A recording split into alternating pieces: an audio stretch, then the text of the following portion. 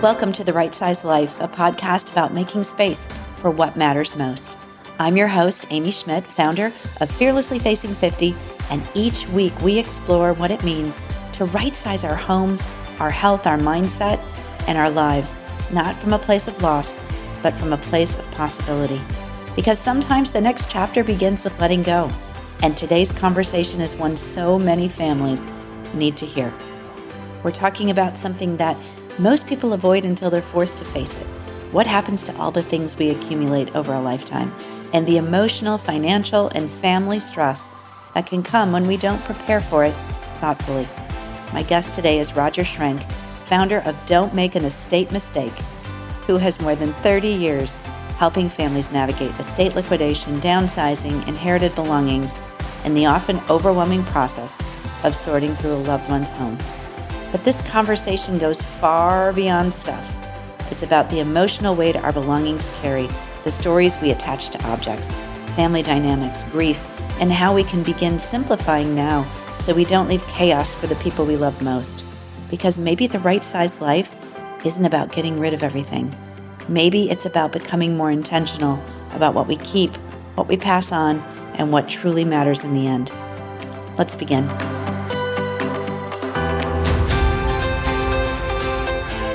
Well, welcome to The Right Size Life today. And you know what? We're going to be talking about The Right Size Life with somebody that you are really going to enjoy. So as I said in the intro, I've got Roger Schrenk with me today, and he is with don'tmakeanestate.com.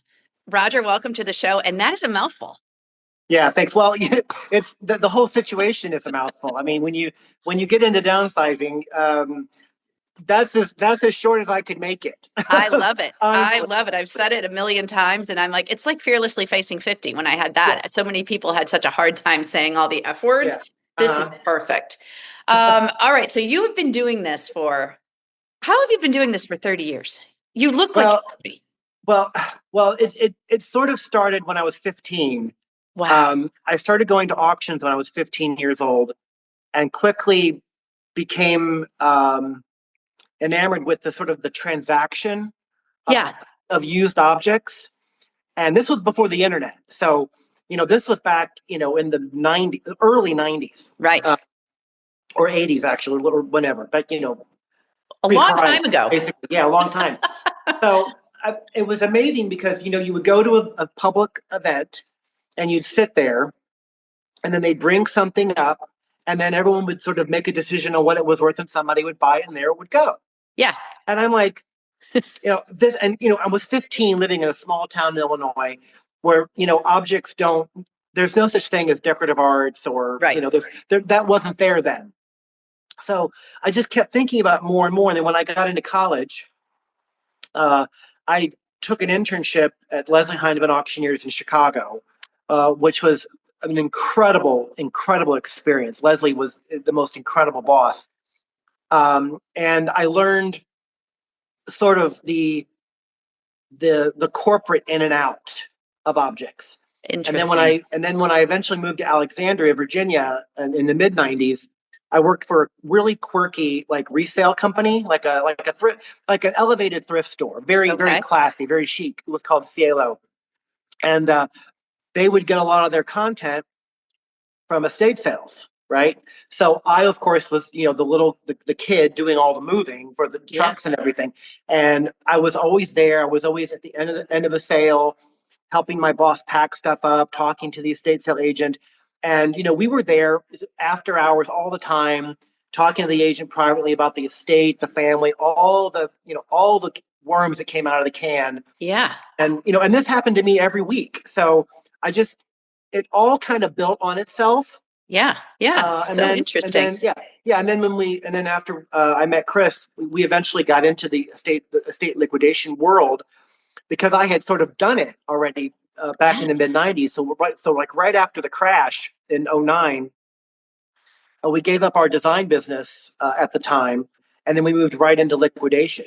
So really since about 2009, 10, we've been doing it like full throttle, full time. Yeah. But I had 10 years before that just working towards this world. Yeah, exactly. Yeah. And it's such an interesting world. I mean, I think of, maybe the viewers and the listeners are thinking of the Antique Roadshow. Every so often when that's on, when I see it on my guide, I'm like, oh, I got to watch this. And Yeah. then sure enough, there's something like a piece of blue willow or something that Yeah. my mom Yeah. had that I'm like, oh, why did we get rid of that?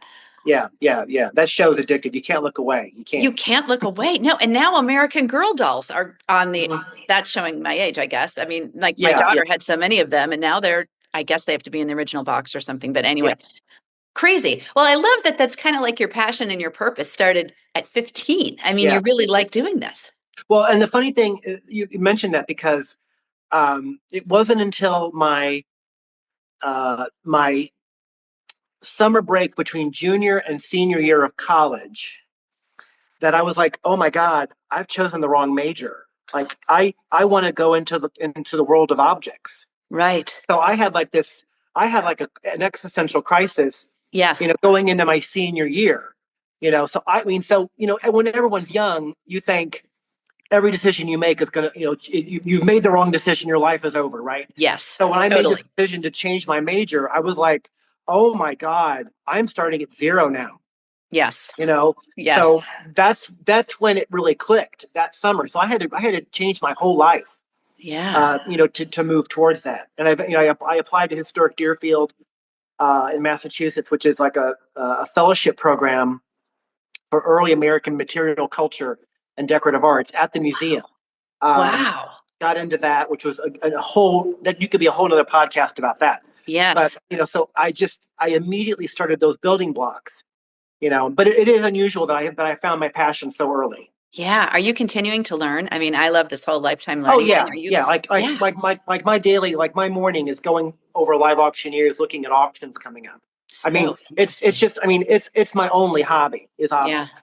Yeah. Yeah. Well, we're like 8 minutes into this podcast, Roger, and I have to say you did mention the Illinois word. Now you're not a Bears fan, are you? Because I'm going to have to just shut it down right now. No, I haven't been in Illinois I'm in kidding. decades. Not since I I know. See, not since I packed my bags in 1995 and left. I love it. Well, there's a lot of Bears Packers things going on, and I'm the ultimate Packer fan. So just had to set that straight. Let's start digging into this because this is a really, really, a very timely conversation for a lot of people that might be listening that are saying, okay, I'm moving my parents into assisted living. They have their home, their big home, their family home with stuff everywhere. Where do you Mhm. start? Yeah. Well, if you haven't already started, Yeah, I right. mean, like if you Most have, people haven't. no, oh, in fact, I would say at least 90% haven't even had a conversation about it 90. That's crazy. because Yeah, but because because you have to think about, and the reason that this happens is because, so if you're a Gen X dealing with a boomer parent, right? right. Yep. Your relationship to objects growing up was very different, right? Oh, explain So that. so the boomer generation used objects as part of their societal building blocks. Imagine, dinner parties, bridge club, going off to summer camp, Yes. entertaining your husband's boss, for dinner, um, you know, all of these things, and Right. objects. You couldn't maintain your position in your cul-de-sac without the stuff to back it up.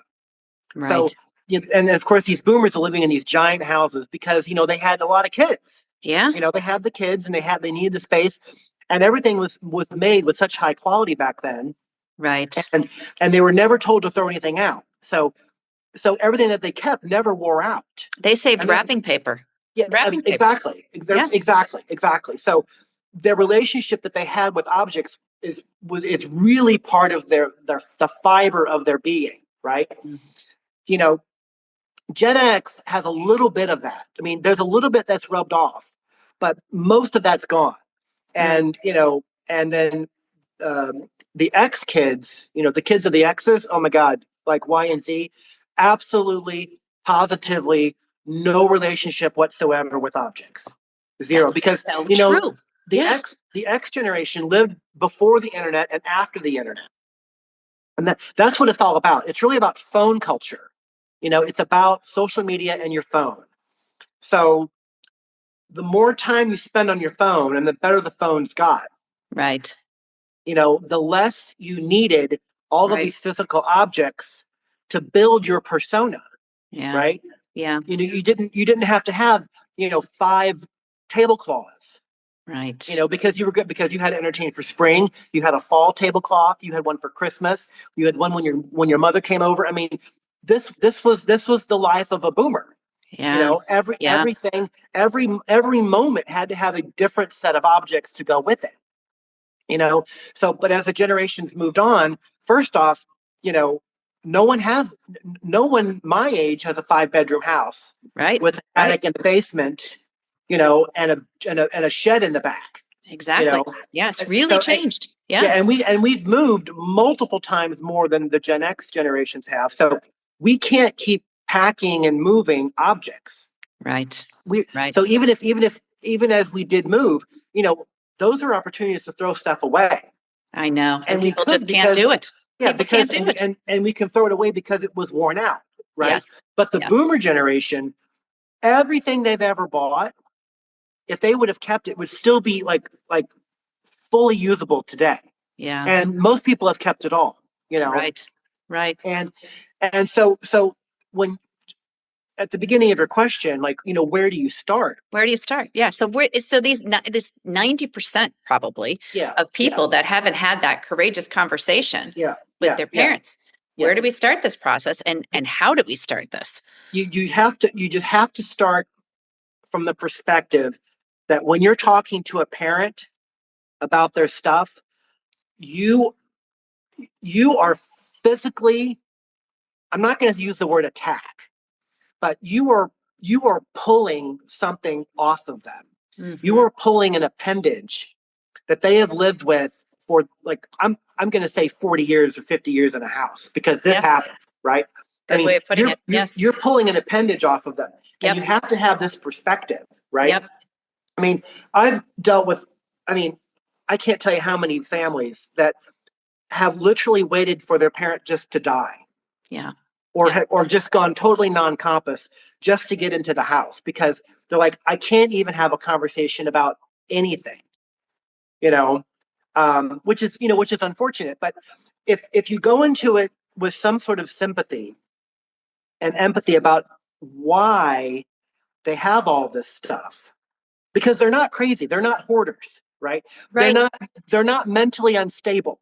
Right. I mean, and some people think this, like, oh my God, my mother has just lost her mind. She's kept every Dixie cup she's ever touched. Yeah. You have to realize that hoarding is a modern term, right? You didn't have hoarders. I mean, I'm sure you did, but you didn't have the whole genre of hoarding, right? In the media you have today back then. Yeah. Like back then, you just had a full basement. Like back then, mom just kept stuff, right? Right. So now, the later generations, like the Gen Xers, are like, oh well, we have to somehow give this a psychosis name. Like we have to call this something, right? So that's where all this hoarding mentality and talk has come. But it's very ill-advised to go into a conversation thinking my mom's a hoarder, right? Because she's not. She everything that she has and she's kept is because she was generationally trained to keep it. Wow. I've never thought about it that way. That's a mic drop for so many people right now. Yeah. And if I hear what you're saying correctly, it's kind of like you want to approach it with some empathy and with some kindness and grace, because it's part of their story. They have these things. So maybe engaging in some conversation around those pieces. Yeah. Is that what we should be doing? Yeah. Because, those generations saw themselves as the family archivist, right? So the glue that holds the whole family together, the matriarchy, the patriarchy, right? And they could only do that through the objects that were there during the events of the memory. Mm-hmm. Right? There's no phone clip of, their child's 4th birthday. Right. It doesn't exist. They might have a snapshot, but that's it. And that's like in a box of 100,000 other photographs, right? Yeah. They had no way of storing all of this. So in exchange for that, they would keep the birthday candles on the cake. Yeah. I mean, we did a job once where the mother actually kept every birthday candle from her 65-year-old daughter when Wow. she was living in the house. So like, from her first birthday to like 13, she had 13 sets of birthday cake candles that were all labeled in little Ziploc bags in a drawer because, that's how she stored the memory, Yeah. you know? Yeah. Wow. You're making And so many good points. and they stayed in Amazing. that and again, they stayed in that drawer until she died. Like because Could you share give us a good conversation starter for somebody that's listening? What are some good words to use if they were to approach their parents and say, "Mom, what's next here?" What should they say? oh my God. Well, you can start by trying to give them your perspective, but sort of secretly. Mm-hmm. So you take your mom to the basement and you say, "Wow, mom, this. I remember all that. I remember all this stuff. So, what do you think it would? How many hours do you think it would take? Just to throw a number out. To really go through all of this and kind of sort all of this out. Like, do you think we have to hire like help? Mm, Do you think that anyone like maybe like our like my nephew could help or like what do you think that process would look like? So you put the task because remember the boomers are task oriented. yes. Like, there is no stronger generation for accomplishing a task than the boomers. Right. So you present it as um, a future task. Yeah, that's genius. Okay. Yeah. And you start and you put this and you can only do this very very quietly and secretly. You have got to insert these seeds, Yeah. right. Yep. And even having them watch stuff like this, or even making them watch the hoarding show, Yes. because you trust me, you can't do that. You just can't walk in and say, Right. "Mom, I'm emptying the basement next weekend because I've got 2 days off of work." Well, That's not and going to that's happen.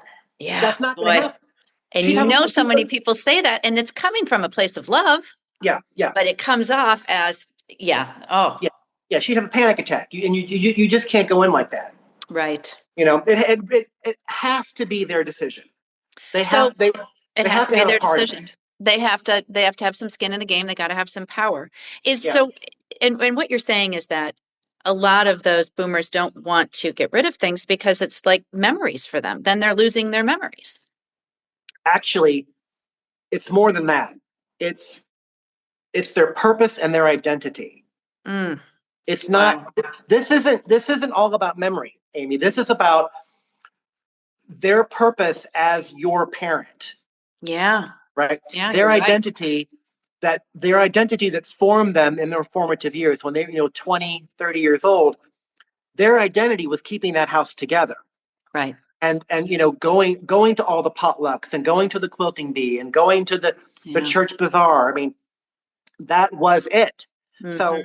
it's not just the memory. It is part of what they did daily, Yeah. Yeah. right? It's because and you and I like the younger generations have no absolutely no recollection of this. Yeah. Like You're right.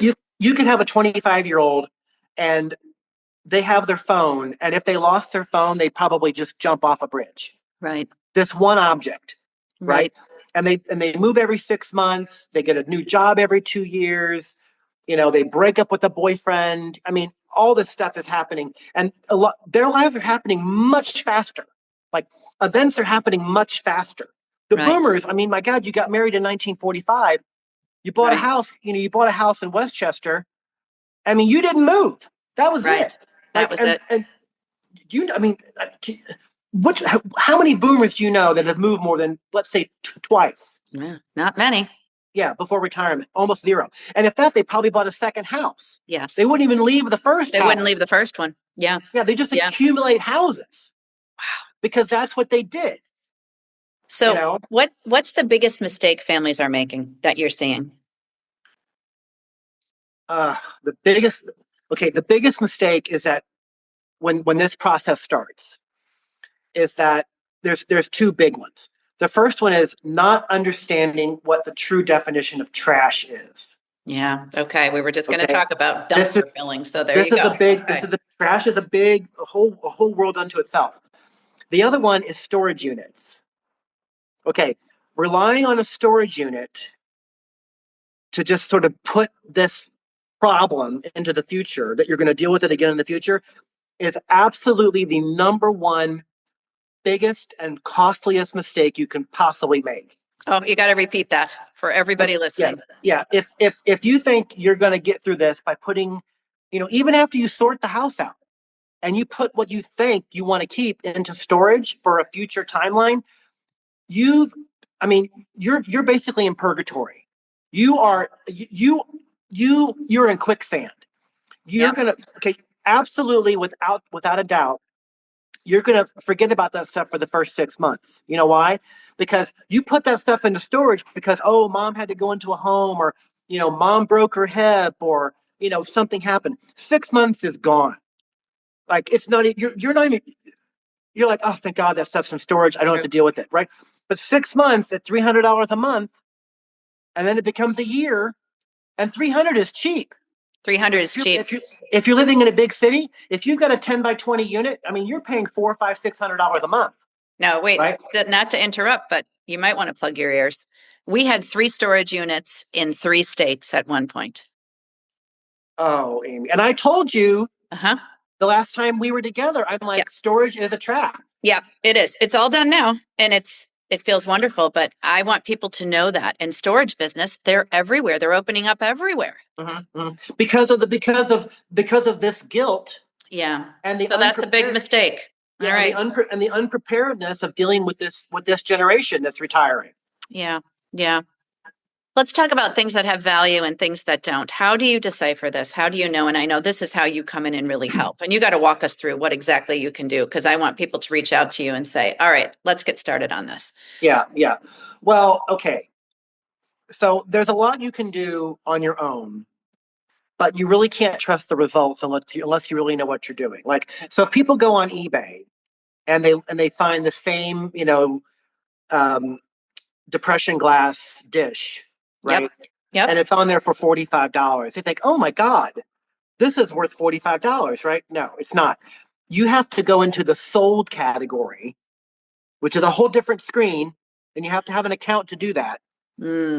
You have to sort it out to find out which the exact one you have and what it exactly sold for and what the shipping was. Because did the seller pay for the shipping? Was it free shipping? It's a calculation. Details.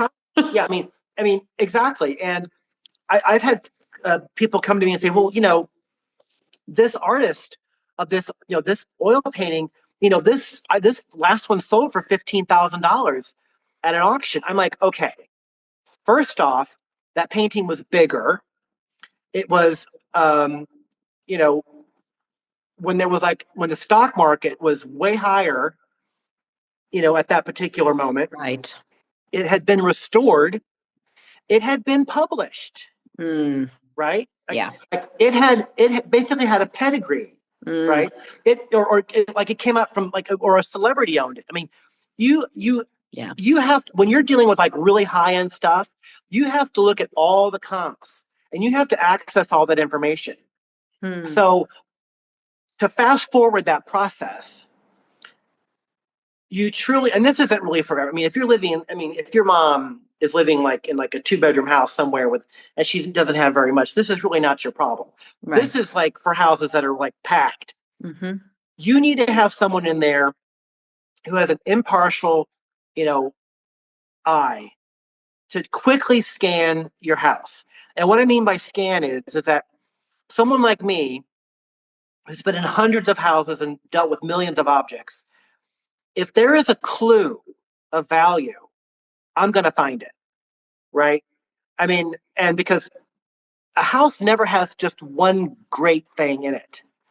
If you find one great thing, that leads always to something else. It's somewhere else in this house, right? Yeah, like a treasure hunt. If you find a sterling punch bowl, in a box. And you're like, well, where did this come from? Why does mom have this, 14-pound solid silver object in the base? Like, where did this come from? And I'm telling you that the boomers didn't tell their children everything about their past life. Right. They didn't tell them about grandma. Grandma was, married to a robber baron. Like all this stuff was like the information wasn't necessarily passed down. Right. So you've got family history in these houses because not only did the boomers keep all of their stuff, they kept everything they inherited, and it's all still in the house. So you're going to come across multi-generational stuff, and if you don't know the timeline and the personal history, even of your own mother's stuff, right, you could be making some huge mistakes. Yeah. Wow. I mean, even if you go into the attic and you find an unbelievable ball gown from the 60s with a couture label, right? Like, what does that mean? Right. Like somewhere at some moment, somebody in this family had a lot of money. Yeah. And there isn't just one thing left of that house. It's going to be somewhere else in this house. And only an expert is going to be like, wait a minute, why is this here? Yeah. If this is here, there's going to be something else here. So that's what you do, Roger? You go in these houses and you walk through and it's like a treasure hunt. Yeah.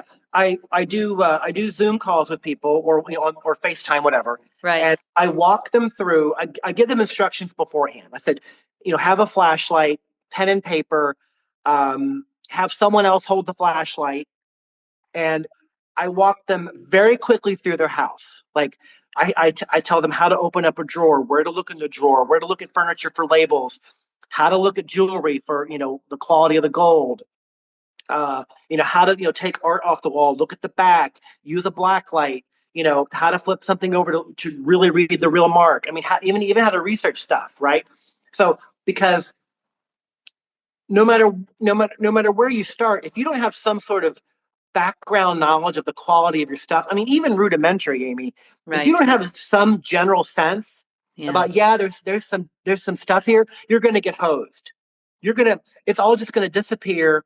You're not going to get anything, and you're going to make a lot of mistakes. Yeah. Right. Yeah. Oh, for sure. I can go through a 4 or 5 bedroom house with a phone in less than an hour and a half. Right. And I'm going to find, and if I don't find something of, if I don't find the gold vein in an hour and a half, you're in the clear. You're in the clear. Yeah. Wow. That's just fascinating. I think back to my mom and dad's big old punch bowl that they used to put sherbet in the middle of it. That's what we used to call it in Wisconsin. And they'd hang all those glasses on there. I don't know where that went. I'm the youngest of 5. And when my parents died, my dad died 13 years, my mom 11. The 5 of us, 2 girls, 3 boys, sat in the basement, and we got to a point of being overwhelmed. Oh, yeah. Where then it was just the truck came and we just put things in it. And there's a piece of my sisters and I, probably more than my brothers, and I love my brothers just the same, but the sisters seem to be more sentimental about that stuff. And there have been occasions when we have said, we didn't do this right.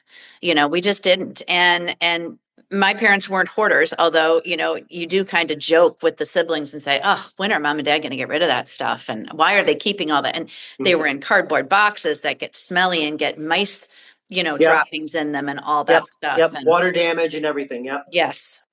And so you've just made incredible points. So tell us how we can work with you. They can go to, I'm going to put everything in the show notes, don'tmakeanestate.com. But so they reach out and kind of walk me through that process. Is there a form they fill out, and is that how it works? you just send an email. You just describe your situation. You ask for an appointment. Yeah. And we just pick a time and I walk you through the house. I know we talked about this last time when I saw you years ago, but a woman did reach out, because I always get a little teaser for the shows out to my mailing list. And Leslie in Omaha, Nebraska reached out, and she just said that one of the things she's concerned about is a coin collection. And I think we talked about this before. Yeah. Her dad had an extensive coin collection, and she's not knowing where to start with all of that. And I said to get in touch with you, but coins are a big thing, right? Oh, yeah. And again, coin collecting was a societal hobby. Oh, okay. Like the boomers were targeted advertising to collect coins, like Really? and stamp collecting and all that. It's all the same thing. Wow. I mean, it was an acceptable hobby, of that generation. Yeah. I mean, and it's just a matter of how what the parent sort of attached themselves to.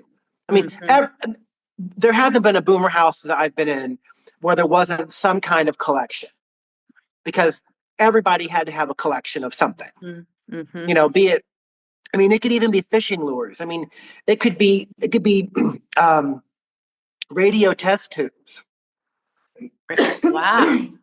Excuse me. Interesting. Yeah. Weird stuff. Weird stuff. Pardon Weird me. stuff. Oh, that is so interesting. Oh my gosh, we could cover so much more. We have to have you back on because we have to. I know there's going to be a lot of people that are interested in this, and we haven't even really got into the surface. I try to keep everything at 30 minutes. Yeah, it's a huge topic. It's a huge topic.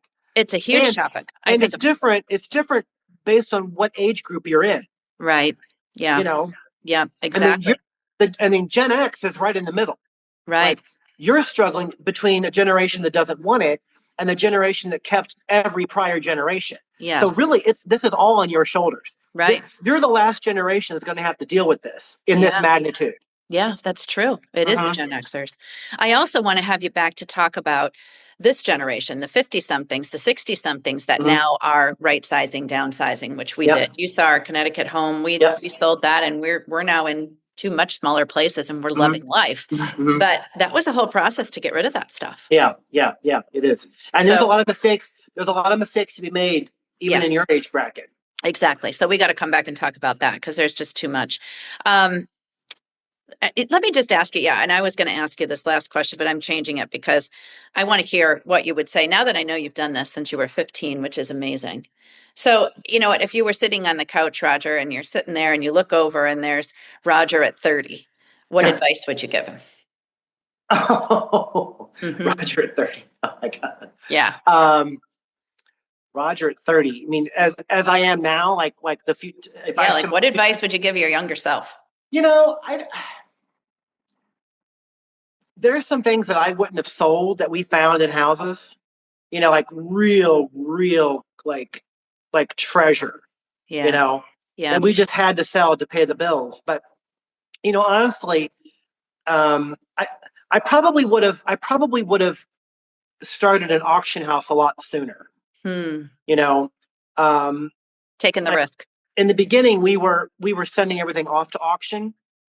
But I think if we would have started an auction house sooner, we could have had more control over the process. Yeah. Because even for a liquidator, like we were, it's a hot potato. Yeah. You've got. I mean, it's all about selling it. You've got to push it, right?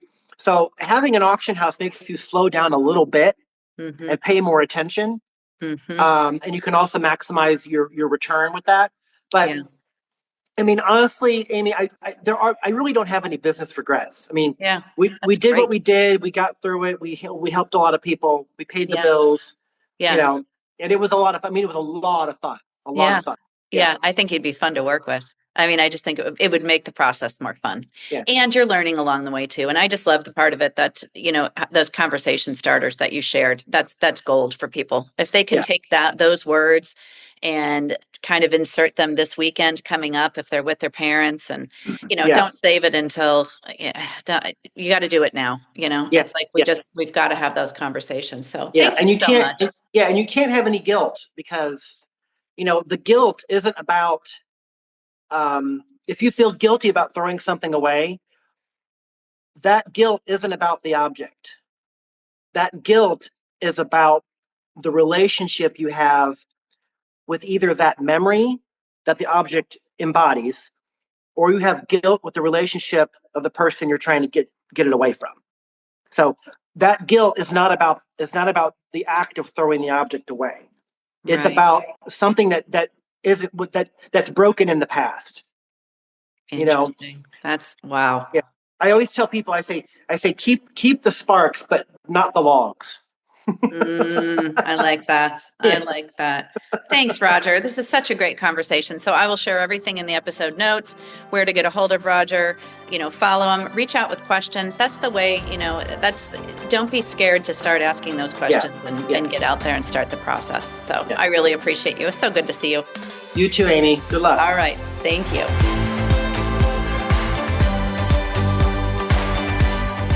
Size Life. If this episode resonated with you, I hope you'll share it with someone who may need a little encouragement, clarity, or inspiration in this season of life. And don't forget to subscribe. The Right Size Life was originally Fearlessly Facing 50, and now we've rebranded to The Right Size Life. So make sure you're following it on anywhere you listen to podcasts. It's on all the platforms. And you can find me at fearlesslyfacing50.com, F-I-F-T-Y. Remember, 50 is always spelled out. On Instagram, I'm theamy.schmidt. And on Facebook at Fearlessly Facing 50. And I would love for you to get on the waiting list for my book, which will be launching soon. So if you'd like to be on the list and the first to know when it launches, you can go ahead and simply email me, Amy at fearlesslyfacing50.com, F-I-F-T-Y.com, and put the word list, L-I-S-T, in the subject line, and I will add you to the waiting list. And remember, sometimes the next chapter begins with letting go. I'll see you next time on The Right Size Life. Have a great and blessed week.